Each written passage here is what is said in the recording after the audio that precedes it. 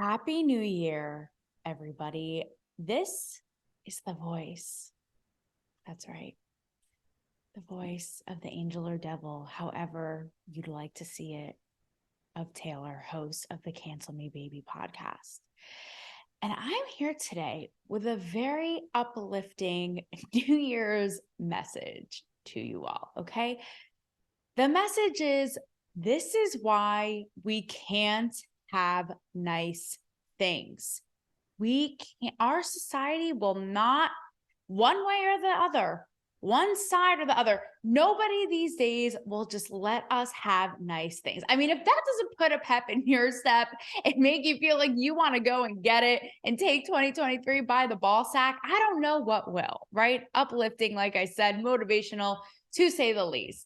So we're going to talk about today, really in terms of nothing that is new or surprising to you all in this heavenly space of Cancel Me Baby. There's a reason that I am playing up this, antichrist or, Virgin Mary theme that we have going on today. You just wait. But we're going to be talking about themes of identity and tribalism, if you will. I know. Talk about mental purgatory. Am I right? Again, nothing that you guys are strangers to, a la 2023.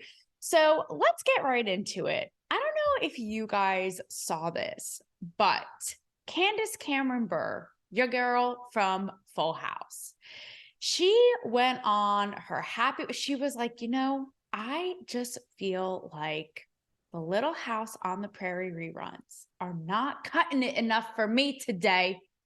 So I'm going to go ahead and launch the Great American Family Network, like some good, wholesome content for you all to wipe out the WAP, reminiscent from the Grammys, from our virgin eyes and ears and earlobes, okay?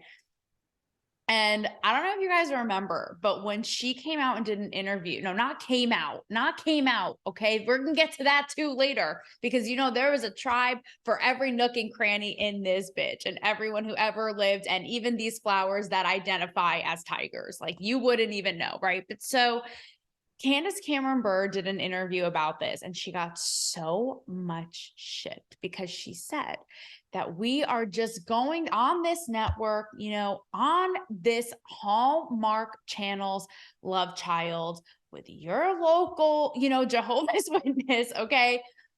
We are only going to be featuring traditional marriage and relationships or some shit like that, right?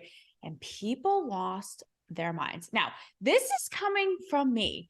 Number one, a Jew. Number two, like a spiritual witch who is doing hexes probably in her REM sleep and doesn't even know it, right? So needless to say, I am not going to be the first person to subscribe or to tune in, to that $12.99, however much it is, for the Great American Family Network, okay? Also hilarious that it's GAF because these people, even if they're not giving a fuck, people are giving a fuck about them, right? And so she got so much shit because they were like, how? Excuse traditional marriage? The true nerve, okay? What about the turtle identifying community? What about the gays, the lesbos? Like, we know how I feel about the lesbos. I addressed it thoroughly in my last solo Barbie episode, okay?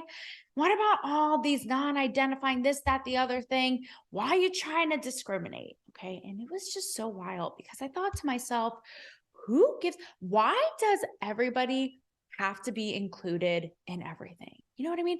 It's not how PE dodgeball worked when your ass was last or second to last for getting picked. You know what I mean? Or like the time that I was one of the two only women in the history of my high school, and the other one was my best friend, okay? And we tried out together, who got cut from the tennis team. Like, sometimes people, you just don't make the cut and you're not included, back to good old tribalism. But like, why does everything have to include everyone? It doesn't. Sadly, our society has no healthy boundaries or moderation about anything.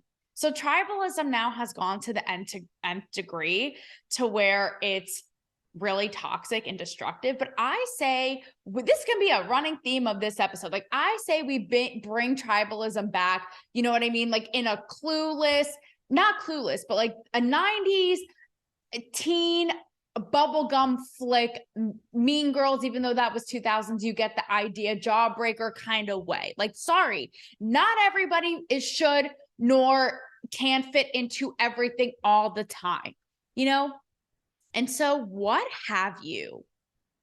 But this bitch and her GAF network has become, at the end of the 2022 quarter, the fastest growing cable network in our country. So joke is on us and on society, right? Like all that flack that she got, it kind of reminds me of the Morgan Wallen thing. Like Billboard magazine over here is having a shit fit, like literally creating dream boards of a world without Morgan Wallen because he referred to his friend as the N-word in like a term of endearment way. And they literally thought that it was like Kanye's evil Siamese twin, like resurrected from the dead. Like who would have thought? You know what I mean? That's how they were acting. But little do they know, it just reminds me of that because it's like how out of touch, number one, how out of touch with so much of the country, but also like sometimes tribalism clearly works. Some examples, okay? I did an episode on this, but when there was the whole controversy in the documentary about the Abercrombie pass and how it like literally would describe, it'd be like, oh, you're wearing a headscarf. No, oh, you're wearing black nail polish. I worked at Abercrombie. They were savage as fuck, literally. Even if my nail polish had a hue of pink, that was not right, bitch. Sorry, you were not in line with the Abercrombie manifesto. Like, but at the time when the documentary came out, because it talks about how the CEO was like, you know, this is the cool kids club and everyone wants to be a part of it and that kind of exclusivity feel. At the time, I sort of defended it. I'm like, problematic? Sure. But there are also parts of it that are marketing genius and also creates that sort of tribe in a way, right? Another example that I have, and I've talked to a lot of people on my show about this, whether it be artists, whether it be fellow journalists, people in the media space, is BET, right? Now, just because BET is what it is, just like this GAF, Great American Family, you know, Betty Crocker's dream come true network, it's not inherently saying we don't like white people, we don't like gays, we don't like this or that. We're just celebrating what we are and the way we live. Like, let's have a good time, let's have at it. You know what I mean? Same thing. That's what I thought. I'm like, just because the girl wants to show, you know, the man and the wife till death do you part, which good luck with that, because I'm pretty sure the divorce rate is like 99.999% these days, but I digress.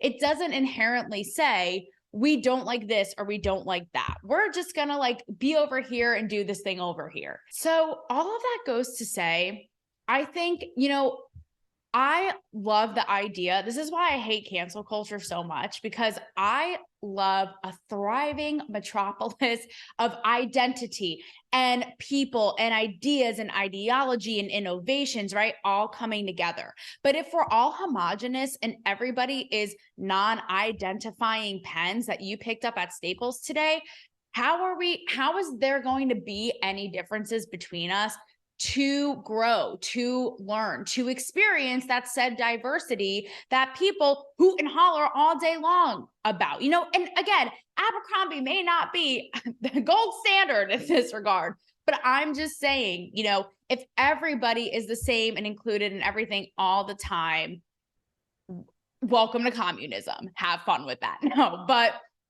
anyway, I just thought, you know, hearing the news of her cable network skyrocketing to, you know, the abyss was really telling and interesting, you know. And so speaking of tribalism, what do we have here? What do we have here? But good old Gwen Stefani, love angel music baby.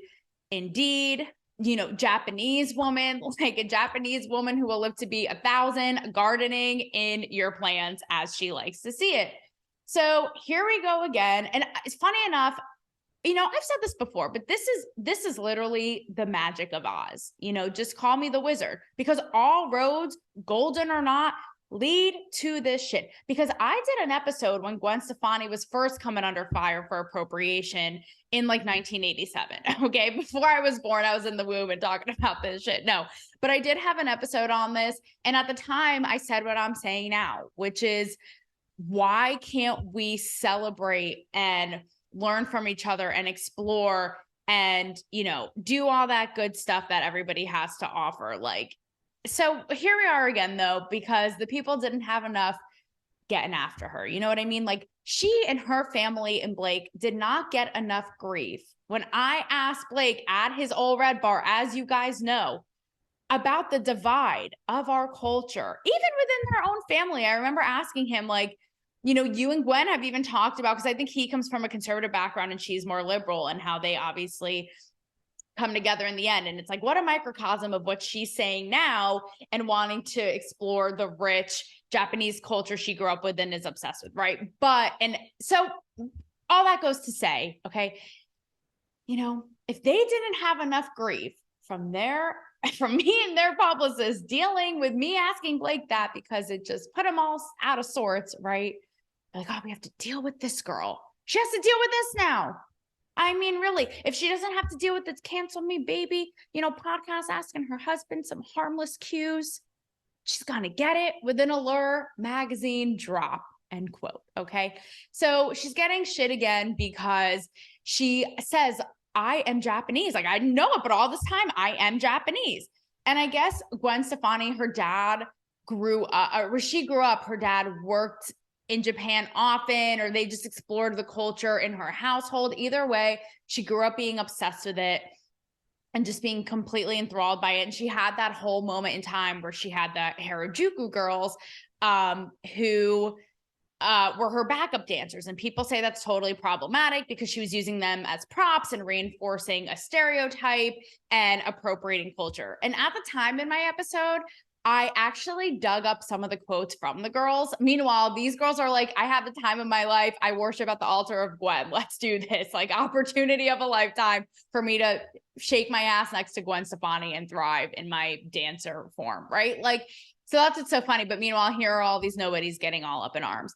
So she says in the interview, like, I must have been Japanese. I am Japanese, right? And we never know with these interviews and these news stories how they misconstrue, how they cherry pick, how they isolate certain quotes, which we've also obviously explored here. So you have to take everything with a grain of salt. You don't know how it was said in real life. But I just feel like this, how many times in art has someone, quote, appropriated someone else? I mean, I remember when Beyonce got shit for that video she did with Coldplay for appropriating Indian culture. Gwen Stefani has been accused of appropriating Latino, Indigenous, Hindu, like all sorts of stuff going on here, right? But like, meanwhile, where's all the talk about Michael Jackson, who literally reversed his skin color? Like, where is the dialogue around that? So what's interesting about this is how she was speaking to an Asian writer in the Allure interview. Now, the writer isn't Japanese. I think she may be Chinese, but either way, she herself came out with a statement. I don't know if it was in the article, but she says how it's problematic because people like Gwen Stefani want to hop on the bandwagon and be like, I'm Japanese. And in a time of Asian hate and hate crimes and all of this, that it's people like that want to take all the good and not the bad that come with it. And all I have to say is, like, I feel like this is a pretty timely moment to bring up the anti-Semitism and the wave of what's been unearthed thanks to Kanye. Okay. And all I can say is, if somebody wants to, like, it is not fun. It is not fun. It is not a fun time to see that shit, right? But all I can say is, if someone is out here and they're like, I love the Jews and I've just always been fascinated by, you know, the Hebrew language and the matzo ball soup and Fiddler on the Roof, and I just want to have at it, and I want to have a bat mitzvah at 45 years old. You know what? You do you. You do you. I don't understand why it has to be a burden. And it's like, we see all the anti-Semitism. And by the way, this is how the media is misconstrued, not downplaying Asian hate by any means. But did you know that actually the largest number of hate crimes in America is against Jews? You wouldn't know that, right? Right. Because of what narratives the media, again, decides to run with, or what tidbits they conveniently leave out. And they're also having us think like, while we're going down this path, I feel like every time there is a hate crime or something of that nature, there's always a point to be made about like white supremacy, this and white supremacy, that, and nothing in there about the hate and the crimes with race. That's not even a white person, right? A Black person against an Asian person, or vice versa, or this or that. You never hear that, right? So interesting how that works, right? Because again, everything is to make, like, everything is misconstrued to fit some sort of narrative one way or the other and like distort reality. But it made me think about what this writer said, how it's like, oh, all the good and none of the bad. And it's like, why do our cultures have to be, why does it have to be a burden? Like, to me, being a Jew isn't a burden. Same thing with the womanhood. It's not a burden. It is a badge of motherfucking honor. Hear me loud and clear and hear me proud.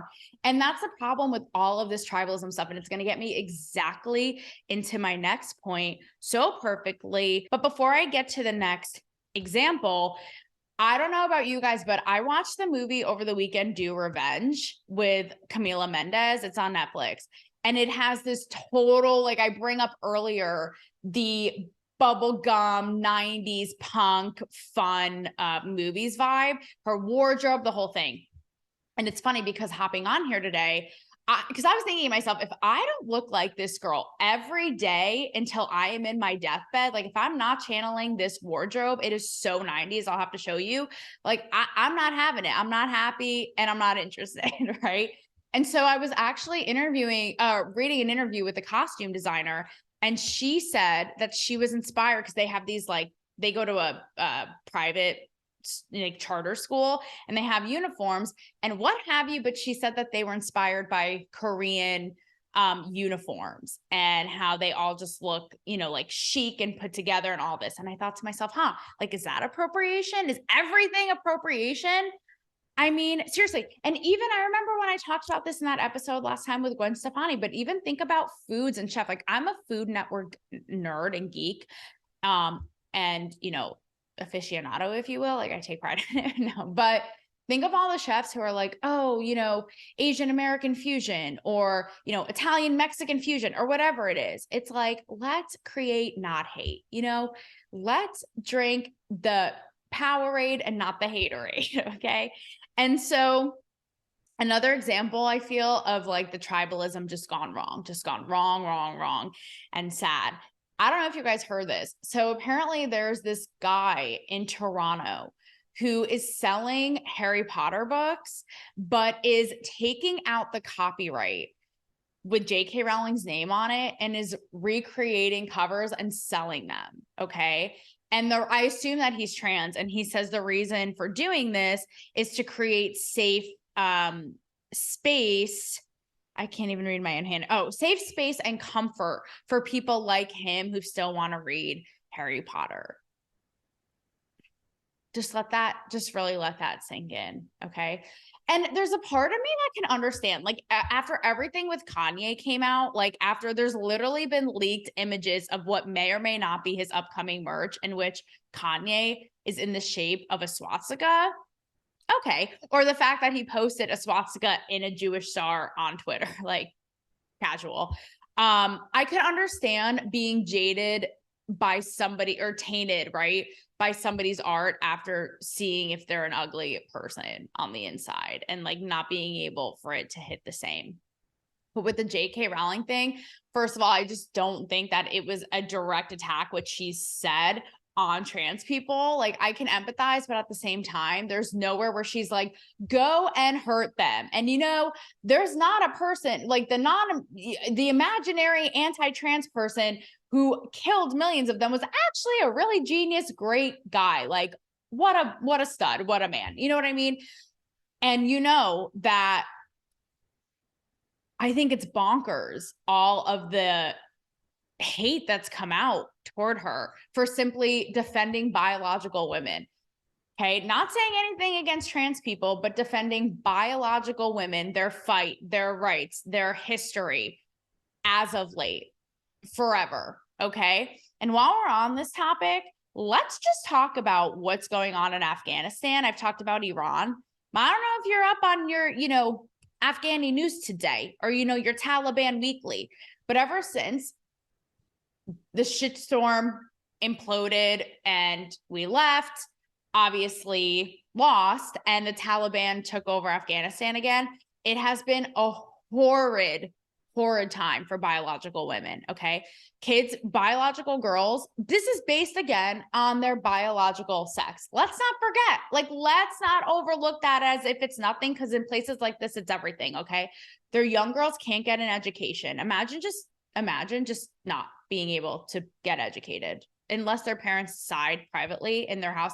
These women can't even go, forget about even being able to show your face. They can't even go in public without being accompanied by a man, their husband. Basically, maybe the grocery store is the only exception. Can you imagine that? So when J.K. Rowling is like, testing, can I have your attention, please? Can we not forget about what has been going on and what's still going on? And just because here in the US, we're so entitled and, disenchanted and, privileged that we don't even know what's going on in the real world, that we're going to make up all of these problems. I identify with a cat today. Someone pay attention to me when this is the shit that's really going on. That's the problem right there. Okay. And that brings me back to the Gwen Stefani thing, but it's we're going to get on this girl's case for being I love the Japanese. And you know what? In fact, I think I am Japanese. I've seen videos of people identifying with literally a flagpole, okay? Or children's books where they're if you feel like a fish today, maybe Sally, you are indeed a fish. Is this a problem to anybody or me? Or am I truly living in a Dr. Seuss hell novel come to life? I need to know. Again, but no. This is what's so twisted, but that is celebrated. It's no, we need to have empathy and understanding for the flagpole identifying inanimate object community. People, tribalism gone wrong. Tribalism gone straight wrong. My last example for you today, because I know this is just an uplifting, like I said, really a speech of the ages, right? Is, you guessed it, the tribalism around body image. So Lizzo recently did a video and it shows a lot of Lizzo. It shows a Lizzo in a way that we have never seen. And listen, I am not going to shame her. I'm not going to shame her. Okay. I'm going to shame the people who shame her for apparently not being as big and for losing weight. Are we kidding? She did a video and she was just are we okay? Are we seriously okay? I get shit from people saying I'm too big. And again, I'm not okay with that. All right. It is problematic because, not sure if you heard this other tidbit of news, but they're now saying that obesity in kids is going to be fought with medications and surgery instead of, promoting, normal body image and healthy lifestyles and going to play said game with dodgeball every now and then with their friends after school. Make it every Tuesday. I don't care. Once a week is all that we'll do, right? So that's where there's problems with this, but actively being hateful I ain't in that club. That's not fun for me, And also I'll say, shout out to the thick girls. You know what I mean? Because girls who are bigger bone and have that body and own it and are curvilicious, sexy, go on with your bad selves, right? This is though, again, where we have no boundaries and we've gone so accept everything or you're a horrible person to where it's so far and so down the spectrum that it is actually literally unhealthy. But on the other end of it, there are actually people out there who are it's like the Adele thing, who shame the woman for trying to, maybe if she shed a little or got more in shape or got healthier. Imagine being that crazy that you are going to shame someone like Lizzo if they don't look as big, and saying things like, you were better when you were bigger and I liked you big, and why are you losing weight? Because you're giving into some standard or some bullshit. It's like, I'm not saying you have to walk out here looking like, you know, J-Lo ascended from the heavens. No one's saying that. But what kind of person does it take? Imagine that. And so again, this is where it is really unhealthy, because you have literally childhood obesity, and they're like, we are going to feed you, we're going to pump your ass with meds and hit you on the cutting knife table. Let's do this, kids. Like, no recess for you today. Gastric bypass it is. Like, are we serious? Again, I'm no doctor, but this all seems like common sense to me, right? So with all of this, again, I just think that we need to get into a healthy balance and a culture to where people are, it's a weird dichotomy, right? Because it's like free to be in a tribe, and it feels good, right? To identify as something and be like, yeah, these people are like me, I'm like them, let's do this, and like have our own unique stamp in the world. And on the other end of it, I love the idea of fusing, you know, those together, and cultures colliding, and people, everyone feeling, you know, included in a way and being in on the mix, right? But we've gone so nutty extreme in both directions that it doesn't help anybody. And it certainly doesn't help our future. And it also, you know, makes it seem like if every, you know, we've established this, but we're in a culture now where just because you're offended, you're right. And it's really dangerous for things like this, because just because you're offended, you're not right. And if everything all the time isn't right, just because someone's offended, it blurs the line then of what's all in good fun and entertainment and exploration, or having a team or a tribe, and what's genuinely offensive, like Kanye West, right? And what's problematic and inciting hurt or pain or violence. Like, and it makes it harder to discern the two, because if someone's up in arms and bent out of shape over everything at every turn, how do you discern? And it also makes it to where we lump people in and misjudge them. So something I thought about actually, which was funny, was, I don't know if you saw this, but Demi Lovato, her new album, it's basically called Fuck, but the U is a C, like very, very, so artsy, so discreet, you know, but, it's been out since for the last couple months, right? But the provocative cover was very controversial, because it's her laying in bondage, almost in the pose of Jesus on this like plush cross pillow.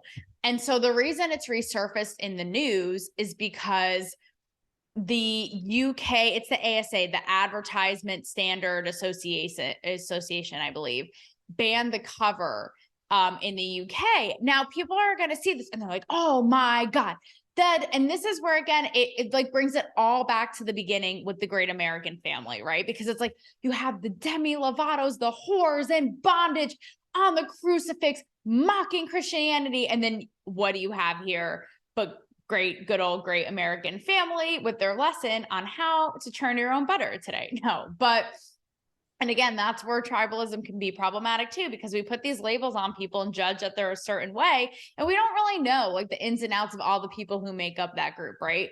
But the Demi Lovato thing was interesting also because I could see people getting all up out of arms, but without really reading the story, I mean, that's what they're going to judge and jump to conclusions. But if you really read it, it says that these posters were all over town in like parks and places like kids could see it.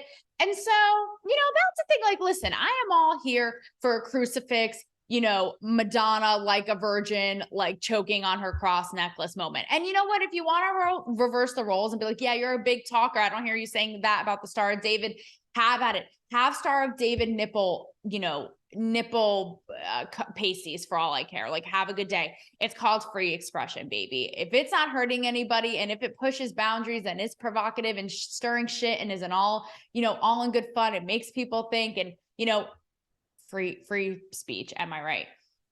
And so that I could see, I'm like, you know, I don't know if I need to be walking with my toddler that I don't have, again, imaginary, but I identify as someone with a toddler. Okay. So technically it counts. But if I'm watching with them and they're seeing like Demi Lovato tied up, ready to take a gag ball on a Sunday stroll at the park after visiting the ice cream man, don't know if it's the most necessary. Don't really know, so I get that.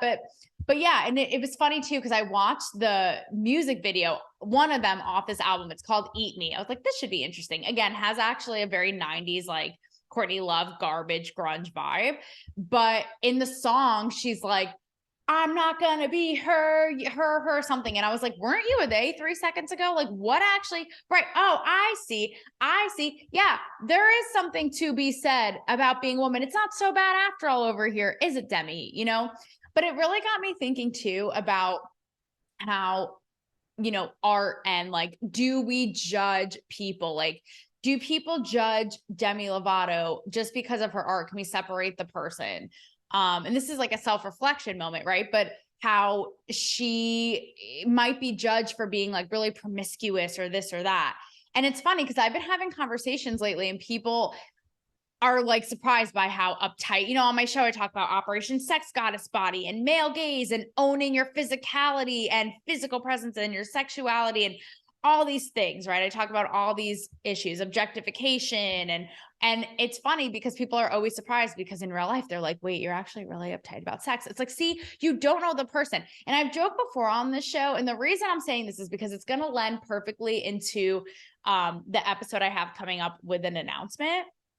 But this is why like my tribe is the best, the Cancel Me Baby tribe, because you don't really know us. You think you do, and we're multifaceted and dimensional. You don't really know. But it's funny because I've said before, like I'll joke on the show about how in real life it's such a, oxymoron, because in real life I'm such a prude. And it's funny, I thought about Demi Lovato with this. I don't know what her sex life is like, right? But like, it's funny because I'm actually not a prude. I'm a prude in that I don't just sleep around with every Tom, Dick, and Harry. Like I could literally probably count on a hand or two. And friends of mine would be like, Taylor, why do you keep doing this? Like going years and years, and that well is drying up like the Sahara that you've never asked for. Like, so that's the thing. Like I only get intimate with someone that I'm very, very very either in a relationship with or know very well or very close with, right? But like once it's go time, bitch, like your world, your balls, your brain will never be the same. Like in that regard, I can assure you, I am definitely not a prude. Like I am creative, and let's just say it goes down, you will never be the same, like freaky nasty bitch, right? But like, yeah, it got me thinking, and it's like how we can judge people based off of something that they, I hate to say it, but identify with, or part of a tribe or something they put out there. And that's how it brought me back to the Demi Lovato thing. Cause I thought, there's this whole push and pull right now with uptight conservatives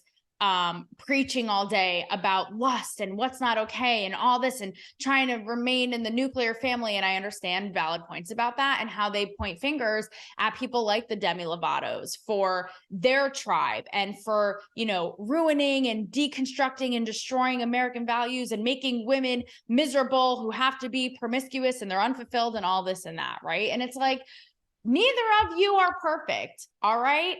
I don't know if either of you have a straight elevator up to heaven, or a stairway if you're Pink Floyd. So, don't throw stones in glass houses is what I have to say to that. And don't judge. And because, we don't really know. And neither, like I said, neither of them in their extremes, they both got plenty of shit going on and problems and shit of their own to hide. And I don't know if either are the healthiest forms in both of their extremes either. But all of that goes to say a little perspective, right, on tribes, on identity, on the importance and when they become a problemo, and also when it becomes something that you're proud of versus a burden. Because if everything is a burden, if everything is a problem, it makes us lose sight of the real problems out there. Because let me tell you, everybody is all dazed and confused, and that is the last thing that our asses need. And so with all of that being said, sushi making session with Gwen Stefani, or whether it be a Harry Potter book club reading, revisit, or even a Demi Lovato album viewing party, whichever one you may fancy. You can guess what my pick would probably be, but either way, the beauty is It's a democracy, baby. We're free, freedom to the people. And so, you know what? I'll let you decide.